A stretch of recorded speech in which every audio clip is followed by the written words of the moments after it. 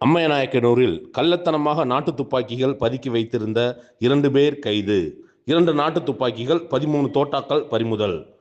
திண்டுக்கல் அம்மையநாயக்கனூர் பகுதியில் ரேடியன் பள்ளிக்கு பின்புறம் உள்ள தோட்டத்தில் கள்ளத்தனமாக நாட்டு துப்பாக்கிகள் பதுக்கி வைத்திருப்பதாக தனிப்படை போலீசாருக்கு கிடைத்த ரகசிய தகவலின் அடிப்படையில் அங்கு சென்ற தனிப்படை போலீசார் தீவிர விசாரணை மேற்கொண்ட போது அம்மையநாயக்கனூர் பாலாம்பட்டி பகுதியை சேர்ந்த பீட்டர் மகன் ஜான் சாமுவேல் வயது 65 மற்றும் ராமராஜபுரம் பகுதியை சேர்ந்த வீரையா மகன் முருகன் வயது 40 ஆகிய இருவரும் கள்ளத்தனமாக நாட்டு துப்பாக்கிகள் மற்றும் தோட்டாக்கள் பதுக்கி வைத்திருப்பது தெரிய வந்ததை தொடர்ந்து 2 பேரையும் கைது செய்த தனிப்படை போலீசார் அவர்களிடமிருந்து 2 நாட்டு துப்பாக்கிகள், 13 தோட்டாக்கள் ஆகியவற்றை பறிமுதல் செய்து அம்மையநாயக்கனூர் காவல் நிலையத்தில் ஒப்படைத்தனர்.